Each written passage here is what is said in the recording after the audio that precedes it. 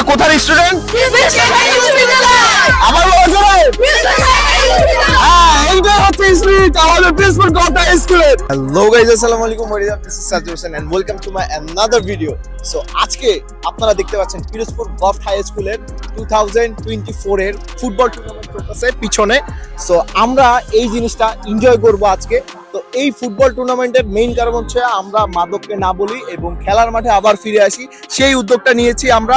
আর এইটার মেইন উদ্যোগটা নিয়েছে হলো পিরোজপুর গভর্নমেন্ট হাই স্কুলের প্রাক্তন ছাত্ররা।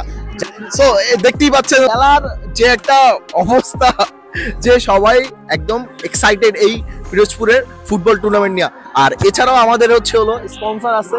আমাদের ফার্স্টে ভাবছিলাম যে স্পন্সর হবে না, বাট স্পন্সর গুলা হিউজ লেভেলে। এই পিছনে দেখেন এই খেলা চলতেছে। সো চলুন বাদ বাকি দেখি আমাদের খেলার ভিতর কি কি চলছে, কি কি হচ্ছে।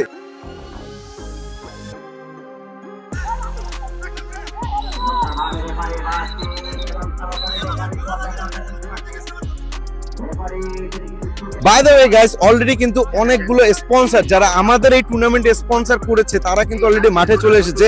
আর এখানে আমরা দেখতে পাচ্ছি যে ওয়াফেলের গ্র্যান্ড ওপেনিং। ভাই ওয়াফেলটা কি তোমাদের নাকি? ও মাই গড। আচ্ছা, আমাদের ওয়াফেলের যে স্পন্সরটা আছে ওটা কিন্তু পেয়েছে অলরেডি। কিন্তু আমাদের 30-32টা স্পন্সর কিন্তু চলে আসছে। এর ভিতরে একটা হচ্ছে ওয়াফি। সো ভাই ওয়াফির ব্যাপারে এবং আমাদের যে এই টুর্নামেন্টের ব্যাপারে কিছু একটা বলুন। ওয়াফি হচ্ছে পিরোজপুরে, ওয়াফেল হচ্ছে ফার্স্ট টাইম। আচ্ছা, হ্যাঁ, এক্সপ্রেসো কফি পিরোজপুরে ছিল না। এক্সপ্রেসো এটা তো অনেক পশ একটা ভাই মানে কফি। আমরা চেষ্টা করছি হচ্ছে পিরোজপুরে রিজনেবল প্রাইসে হচ্ছে একটু পশ টাইপ কিছু একটা দেওয়ার জন্য। আচ্ছা আচ্ছা, তাহলে আমরা পিরোজপুরে হচ্ছে যে ওয়াফি কিন্তু পেয়ে যাচ্ছি। এবং ভাই পেমেন্টটা আমাকে একটু বিকাশে পাঠিয়ে দিও, ঠিক আছে? ও এখানে আছে হলো আমাদের সবথেকে বেশি যে কষ্ট করছে সে হলো রাফিন। আসসালামু আলাইকুম। আমাদের মাঠটা আসলে এইভাবে পরিচালনা করাটা একটু টাফ হয়ে গেছিল, কিন্তু তারপর আমরা আমাদের যথাসাধ্য চেষ্টা করেছি। তো ইনশাআল্লাহ এটা ঠিকঠাকভাবে উঠবে। মাঠে অনেকেই টুর্নামেন্ট আসছে, এরকম আয়োজন অনেকেই করছে, কিন্তু কেউ এখন পর্যন্ত সফল হইতে পারেনি। কেউ ফাইনাল ম্যাচ একবারে শেষ করতে পারে না। যেমন এমন হয়েছে যে শুরু হয়েছে এই বছর টুর্নামেন্ট, শেষ হয়েছে, ফাইনাল খেলা হয়েছে তার পরের বছর। তো আমরা ইনশাআল্লাহ টুর্নামেন্টটা ভালোভাবে উঠাবো এবং আমাদের চিন্তা ভাবনা আছে যে এই মাঠে যেমন আগে ছিল, আমরা স্কুলের সময় কোনো জায়গা পাইতাম না খেলা, বিভিন্ন জায়গায় বিভিন্ন দল চলতো, কিন্তু এখন এই মাঠটা পুরো ফাঁকা থাকে, কোনো মাঠে প্লেয়ার থাকে না, খেলাধুলা হয় না। তো আমরা আমাদের প্রথম টার্গেট হলো এইটাই যে এই মাঠে আগের মতো আবার যাতে খেলাধুলাটা প্রচলন হয়।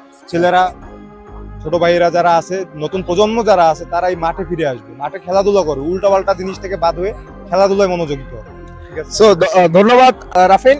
চলুন আমরা ভিতরে যাই, টাইম চলে গেছে। সো প্লেয়াররা ওই সাইডে হলো রেস্ট নিতেছে, এখানে খেলার হাফ টাইম হয়ে গেছে। সো আমরা কিছু কথা বলবো। আমরা আজকে যে টুর্নামেন্টটা ছাড়ছি তোমরা তো দেখতেই পারছো, তোমরা কি এক্সাইটেড বেশি?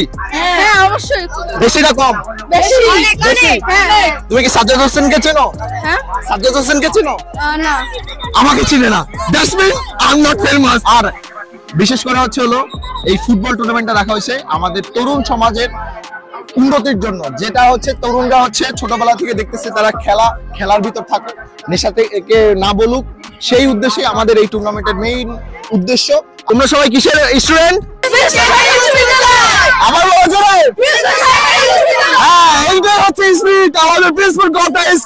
যারা সম্পূর্ণ ভিডিওটা দেখেছেন তাদেরকে অনেক বেশি ধন্যবাদ। আর অনেকেই হয়তো বা ভাবছেন যে আমি বাইকের ভিডিও রেখে ফুটবলের ভিডিও কেন।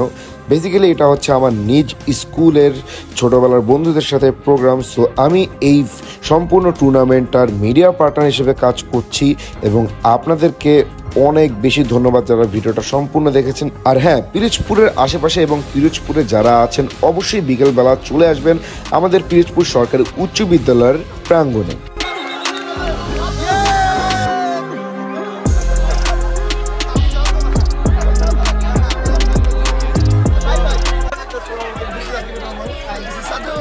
Signing out for today, and tomorrow you are going to see another football match. So